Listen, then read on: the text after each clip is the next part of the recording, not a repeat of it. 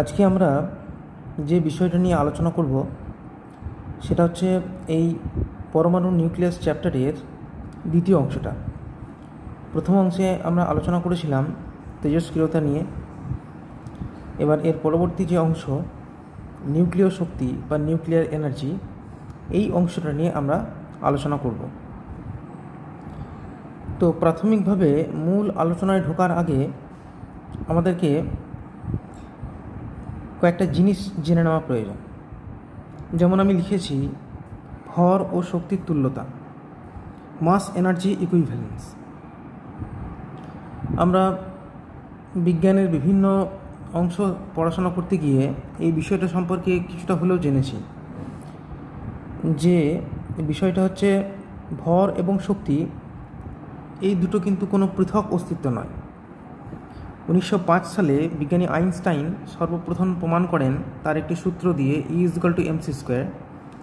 এই সূত্রটা দিয়ে উনি প্রমাণ করেন যে ভর এবং শক্তি প্রকৃতিতে এই যে দুটো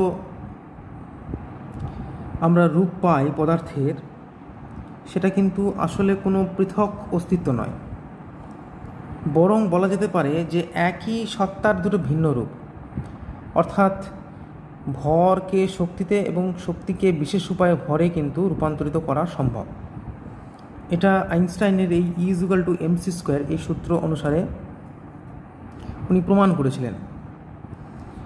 এই সূত্রটাতে ই হচ্ছে গিয়ে শক্তি এবং স্পষ্টত দেখা যাচ্ছে এম হচ্ছে গিয়ে বস্তুর ভর, আর সি হচ্ছে শূন্য মাধ্যমে আলোকের গতিবেগ, যেটি 3 × 10⁸ মিটার/সেকেন্ড।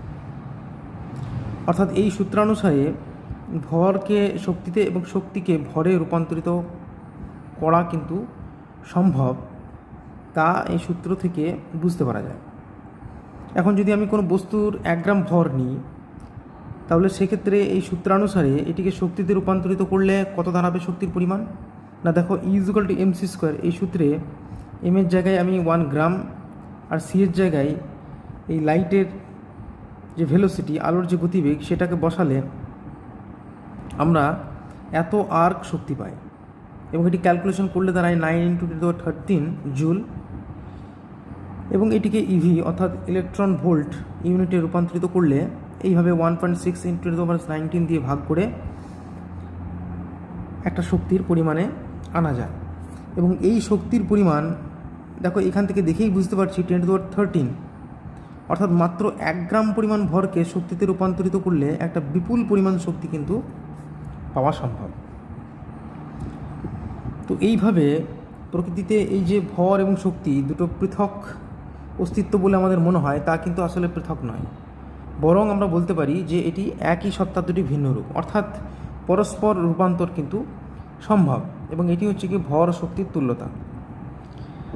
এখন আমাদের মূল বিষয়টিতে এই অংশটি কাজে লাগবে, তাই এটি একটু বলে নেওয়া হলো। এবার আমাদের যে মূল আলোচনা সেটি হচ্ছে গিয়ে প্রথমে যেটি আছে সেটি হচ্ছে ভর ত্রুটি বা মাস ডিফেক্ট। এখন প্রকৃতিতে পদার্থের পরমাণু আরও ভেতরে যদি আমি প্রবেশ করি, তাহলে আমরা পাই নিউক্লিয়াস, এবং আমরা জানি যে এই নিউক্লিয়াসের মধ্যে প্রোটন এবং নিউট্রন এক জায়গায় আবদ্ধ হয়ে রয়েছে, এবং তাদের এই আবদ্ধ হওয়ার পিছনে একটি অত্যন্ত শক্তিশালী বল, নিউক্লিয় বল কাজ করছে। আর নিউক্লিয়াসের চারপাশে নির্দিষ্ট কক্ষপথে ক্রমাগত আবর্তন করে চলেছে ইলেকট্রন। এখন এই গঠনের মধ্যে একটা অদ্ভুত ব্যাপার লক্ষ্য করা গেল। কি না, দেখা গেল যে পরমাণুর যে নিউক্লিয়াস, পরীক্ষা করে আমি ওই পরমাণুর নিউক্লিয়াসের গোটাগুটি যে ভরটা পাই, অর্থাৎ যেটাকে আমি প্রকৃত ভর বা এম, ক্যাপিটাল এম দিয়ে ডিনোট করলাম, সেই যে ভর যেটা পরীক্ষালব্ধ, সেই ভর নিশ্চিতভাবে ওই পরমাণু নিউক্লিয়াসের মধ্যে যে নিউট্রন এবং প্রোটন রয়েছে তাদের ভরের সমষ্টির সঙ্গে সমান হওয়া উচিত ছিল। অর্থাৎ নিউক্লিয়াসের ভিতরে আমি জানি নিউট্রন এবং প্রোটন রয়েছে। এখন যতগুলি করে নিউট্রন এবং যতগুলি করে প্রোটন রয়েছে, তাদের যদি মোট ভর আমি বের করি আলাদাভাবে এবং সেটিকে যদি m' দিয়ে ডিনোট করি, তাহলে দেখা যাচ্ছে যে নিউক্লিয়াসের যে পরীক্ষালব্ধ বা প্রকৃত ভর এবং পরবর্তীতে এই প্রোটন এবং নিউট্রনগুলিকে একত্রিত করে যে ভর আমরা পাই, এই দুটো ভরের মধ্যে কিন্তু কিছু পার্থক্য রয়ে যাচ্ছে। কিন্তু বাস্তবে এই দুটি ভর পরীক্ষাগতভাবে, বাস্তবে বলবো না, পরীক্ষাগতভাবে এই দুটি ভর কিন্তু সমান হওয়া উচিত ছিল। বাস্তবে দেখা যাচ্ছে এই দুটি ভরের মধ্যে কিছু পার্থক্য রয়েছে। অর্থাৎ এই যে এম ড্যাশ এবং এম, এই দুটোর মধ্যে যে পার্থক্যটা আমি পাচ্ছি সেটাকেই বলা হচ্ছে কি ভর ত্রুটি বা মাস ডিফেক্ট, এবং এটাকে আমি ডেল্টা এম দিয়ে ডিফাইন করলাম। দেখো, এই বিষয়টিকে আমি যদি ব্যাখ্যা করি তাহলে এরকম হতে পারে, মনে করো এখানে এই ক্যাপিটাল এক্স এ জেড এটি একটি পরমাণুর, এবং এই পরমাণুর যে নিউক্লিয়াস, সেই নিউক্লিয়াসের আমি মনে করলাম প্রকৃত ভর বা পরীক্ষালব্ধ ভর হচ্ছে কি এম। অর্থাৎ আমি গোটাগুটিভাবে যে নিউক্লিয়াসটা পাচ্ছি এই পরমাণুটার, সেইটা পরীক্ষাতে দেখলাম তার ভর হচ্ছে গিয়ে এম। এখন নিশ্চিতভাবে এই এম, এই পরমাণুটি নিউক্লিয়াসের মধ্যে যে নিউট্রন এবং প্রোটন আছে তাদের মোট ভরের সঙ্গে সমান হওয়া উচিত। কিন্তু দেখা যাচ্ছে অন্যরকম ব্যাপার। কি না, দেখো এই যে পরমাণু নিউক্লিয়াসটি, এর মধ্যে প্রোটন সংখ্যা কত? জেড। এটি পারমাণবিক সংখ্যা, অর্থাৎ এটি হচ্ছে প্রোটন সংখ্যা, এবং এর ভর সংখ্যা হচ্ছে গিয়ে এ। ফলে নিউট্রন সংখ্যা কত বলবো না, ভর সংখ্যা মাইনাস পারমাণবিক সংখ্যা, অর্থাৎ এ মাইনাস জেড। এবার আমি মনে করলাম যে একটা প্রোটনের ভর হচ্ছে কি এমপি, এম সাফিক্স পি, এবং একটা নিউট্রনের ভর হচ্ছে এম সাফিক্স এন। সুতরাং এই পরমাণু নিউক্লিয়াসের মধ্যে যতগুলি প্রোটন এবং যতগুলি নিউট্রন আমি আলাদা করে পেলাম, তাদের যে মোট ভর সেটি কত হবে, যেটিকে আমি এম ড্যাশ দিয়ে ডিফাইন করেছিলাম, সেটি হবে গিয়ে এম ড্যাশ সমান জেড ইন্টু এমপি এবং A minus Z into M N. একটা প্রোটনের ভর যদি এত হয় তাহলে জেড সংখ্যকের ভর এত, এবং একটা নিউটনের ভর যদি এম সাফিক্স এন হয় তাহলে এতগুলি নিউটনের ভর হবে এটি। এখন এই যে এম এবং এম ড্যাশ হিসেব করে দেখা গেল এদের মধ্যে পার্থক্য থেকে যাচ্ছে। দেখা যাচ্ছে এম ড্যাশ যে ভর তার পরিমাণ এমের চাইতে কিছু বেশি, বা বলা যেতে পারে যে এই এম ড্যাশ আমি যেটি পাই তার সঙ্গে নিউক্লিয়াসের এই প্রকৃত ভর এম সমান না হয়ে আমি বাস্তবে এম এর মান কিছু কম পাচ্ছি। অর্থাৎ এম ড্যাশ মাইনাস যে M, Z into MP plus A minus Z into M N minus M, এই যে ভরের ত্রুটি আমি পাচ্ছি এইটি হচ্ছে গিয়ে ডেল্টা এম, অর্থাৎ ভর ত্রুটি। আমি যদি একটা উদাহরণ নিই, মনে করলাম একটা ডয়টেরিয়াম পরমাণু নিউক্লিয়াস নিলাম, H12 হাইড্রোজেনের আইসোটোপ। তাহলে ডয়টেরিয়ামের যে নিউক্লিয়াস সেটিকে পরীক্ষা করে আমি তার যে প্রকৃত ভর পাই এম, সেটি হচ্ছে 2.014102 AMU, অ্যাটমিক মাস ইউনিট। এই অ্যাটমিক মাস ইউনিটকে খুব সহজেই এনার্জি অর্থাৎ শক্তিতে রূপান্তরিত করা যায়। সেটি ঠিক এইরূপ, অর্থাৎ 1 AMU equals to 931.5 MeV, mega electron volt. আবার 1 মেগা ইলেকট্রন ভোল্ট সমান হচ্ছে 10⁶ ইলেকট্রন ভোল্ট। 1 ইলেকট্রন ভোল্ট মানে হচ্ছে 1.602 × 10⁻19 জুল, অর্থাৎ 1 MeV সমান 10⁶ ইন্টু এই পরিমাণ যেটি পাচ্ছি সেটি হচ্ছে কি এত জুল। তো এটি হচ্ছে গিয়ে মাস ইউনিট, এবং এই মাস ইউনিটে রাখলে এর এনার্জির পরিমাণ 931.5 MeV হয়ে থাকে। যাই হোক, এবার আমি যে ডয়টেরিয়ামের নিউক্লিয়াসের দিকে তাকাই তাহলে দেখব যে ডয়টেরিয়ামের নিউক্লিয়াসে একটি প্রোটন এবং 2 - 1 অর্থাৎ একটি নিউট্রন অবস্থান করছে। ফলে ডয়টেরিয়ামের নিউক্লিয়াসের যদি আলাদা করে ভর আমি নিই, অর্থাৎ একটি প্রোটনের ভর প্লাস একটি নিউট্রনের ভর এই হিসাবে দেখি, তাহলে প্রোটনের ভর এত এমইউ এবং নিউট্রনের ভর এত এমইউ, যোগ করে পাই 2.01649 এমইউ।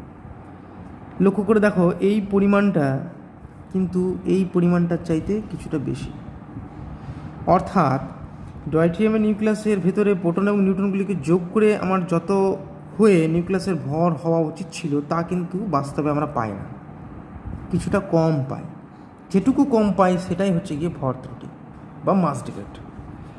অর্থাৎ এক্ষেত্রে M dash greater than M, ফলে ভর ত্রুটি দাঁড়ায় এম ড্যাশ মাইনাস এম, অর্থাৎ এইটা মাইনাস এইটা সমান এত ইএম।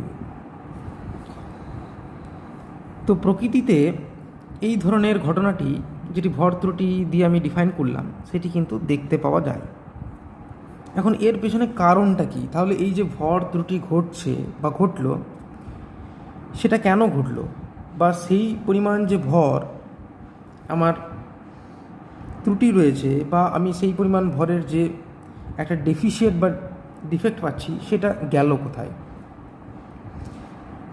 এখন এই পরিমাণ যে ভর, যেটা ভর ত্রুটি, সেইটা ব্যাখ্যা করার জন্যই, যে কেন ঘটলো সেটা ব্যাখ্যা করার জন্যই আমাদের এর পরবর্তী যে অংশটি সেটি জানা প্রয়োজন। সেটি হচ্ছে নিউক্লিয় বন্ধন শক্তি বা নিউক্লিয়ার বাইন্ডিং এনার্জি। আসলে নিউক্লিয়াস গঠনের সময় যে নিউট্রন এবং প্রোটনগুলো একত্রিত হয়, এবং এই একত্রিত হওয়ার জন্য যে শক্তি প্রয়োজন হয়, যে আকর্ষণ বলের প্রয়োজন হয়, সেই শক্তির যোগান দেয় কিন্তু ওই পরিমাণ ভর ত্রুটি। ওই নিউক্লিয়াসটা গঠনের সময় যে পরিমাণ ভর ত্রুটি ঘটেছে, সেই ভর ত্রুটি আসলে আইনস্টাইনের E=mc² সমীকরণ অনুসারে কী হচ্ছে, শক্তিতে রূপান্তরিত হয়। যে শক্তিটা কিনা ওই নিউক্লিয়াসে যে নিউট্রন প্রোটনগুলো আছে, অর্থাৎ নিউক্লিয়নগুলো আছে, তাদেরকে একটি আকর্ষক বলের মতো করে দৃঢ়ভাবে আবদ্ধ রাখে। এই যে ভর ত্রুটির পরিমাণ যে শক্তি আমি পাই, সেইটি হচ্ছে কি নিউক্লিয়ার বাইন্ডিং এনার্জি, অর্থাৎ নিউক্লিয় বন্ধন শক্তি। অর্থাৎ আমি যদি ডয়টেরিয়ামের কথা বলি, যে উদাহরণটা দেখেছি, ডয়টেরিয়ামের নিউক্লিয়াসটিকে ভাঙলে আমি একটি প্রোটন এবং একটি নিউট্রন পাই। তো একটি প্রোটন এবং নিউট্রন এগুলিকে যখন আলাদাভাবে দেখি, তখন এদের ভরের যোগফল এটি দাঁড়ায়। কিন্তু এগুলিকে যখন একসঙ্গে রেখে একটি ডয়টেরিয়ামের নিউক্লিয়াস গঠন করতে যায়, তখন এর ভরটা কমে হয় এই পরিমাণ। যে পরিমাণ ভর কমলো, সেই পরিমাণ ভর আসলে কি হয়েছে, শক্তিতে রূপান্তরিত হয়েছে। যে শক্তি একটি দৃঢ় আকর্ষক বল রূপে কাজ করে ওই প্রোটন এবং নিউট্রনগুলিকে একসঙ্গে আবদ্ধ রেখে ডয়টেরিয়ামের নিউক্লিয়াসটি গঠন করেছে। অর্থাৎ আমি ভর ত্রুটির ইকুইভ্যালেন্ট বা ভর ত্রুটির তুল্য পরিমাণ যে শক্তিটা পাচ্ছি, সেটাই হচ্ছে কি আসলে নিউক্লিয়ার বাইন্ডিং এনার্জি। অর্থাৎ নিউট্রন প্রোটনগুলিকে এক জায়গায় আবদ্ধ করে রেখে দাও, তাহলে তার কী হবে, তার ভরের পরিমাণ কমে যাবে, এবং যে পরিমাণ ভর কমলো, সেই পরিমাণ ভর কিন্তু আসলে তাদেরকে এক জায়গায় আবদ্ধ রাখতে যে নিউক্লিয় শক্তির প্রয়োজন হয়েছিল, সেই শক্তির সঙ্গে সমান। তো এই পরমাণুর যে মাস ডিফেক্ট বা ভর ত্রুটি, সেইটার গণনা, মাস ডিফেক্টের ইকুইভ্যালেন্ট যে এনার্জি, অর্থাৎ নিউক্লিয়ার বাইন্ডিং এনার্জি, সেটার গণনা কীভাবে করব না, যদি পরমাণুটার মাস ডিফেক্ট ডেল্টা এম হয়, তাহলে সেক্ষেত্রে নিউক্লিয়ার বাইন্ডিং এনার্জি দাঁড়াবে ডেল্টা এম ইন্টু c², অর্থাৎ আইনস্টাইনের E=mc² সূত্রানুসারে এই পরিমাণ দাঁড়াবে। এখানে ডেল্টা এম যদি অ্যাটমিক মাস ইউনিটে নেওয়া হয়, তাহলে এই শক্তির পরিমাণটি দাঁড়াবে E=delta m ইন্টু 931.5 MeV। যার কারণ আমরা জানলাম আগেই যে 1 AMU সমান হচ্ছে গিয়ে 931.5 MeV, এবং এটিকে জুলে ঠিক এইভাবে রূপান্তরিত করা হয়, যেটি আমি একটু আগেই আলোচনা করলাম। এখন এই ভর ত্রুটি এবং নিউক্লিয়ার বাইন্ডিং এনার্জি, অর্থাৎ নিউক্লিয় বন্ধন শক্তি, এটিকে একটি ছোট্ট উদাহরণের সাহায্যে ব্যাখ্যা করা যেতে পারে। মনে করো একটি ছাত্র পড়াশোনার খাতিরে বাইরে গিয়ে একটি বাড়ি ভাড়া নিয়ে থাকতে শুরু করে, এবং সেপারেটলি তার ওই বাড়িটির ভাড়া পড়ে 1000 টাকা। কিছুদিন পর তারই একটি বন্ধু ওই একই জায়গায় থাকতে শুরু করে, এবং সেও একটি সেপারেট রুম নিয়ে থাকাতে তারও ওই বাড়িটির ভাড়া পড়ে 1000 টাকা। অর্থাৎ সেপারেটলি তারা যদি আলাদা আলাদা একটি একটি করে বাড়িতে থাকে, তাহলে সেক্ষেত্রে তাদের মোট ভাড়া গুনতে হয় 1000 + 1000, অর্থাৎ 2000 টাকা। এবার ওদের নিজেদের মধ্যে দেখা হওয়ার পর মনে করি যে ওরা আলাদা আলাদা বাড়িতে না থেকে একটি বাড়িতে ভাড়া থাকতে শুরু করলো যেখানে 2টি রুম রয়েছে। এখন 2টি রুমওয়ালা যদি এরকম একটি বাড়ি পাওয়া যায় তাহলে সেক্ষেত্রে ভাড়ার পরিমাণ কিন্তু কম হবে, এবং সেই ভাড়াটি মনে করলাম 1600। অর্থাৎ এখন তাদেরকে প্রত্যেককে 800 করে ভাড়া কিন্তু পে করতে হয়।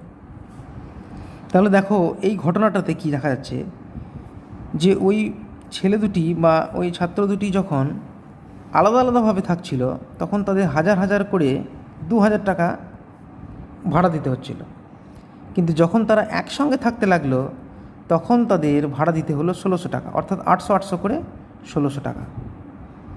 ফলে এখন একসঙ্গে থাকার জন্য তাদের কত কম দিতে হয়? 400 টাকা কম দিতে হয়।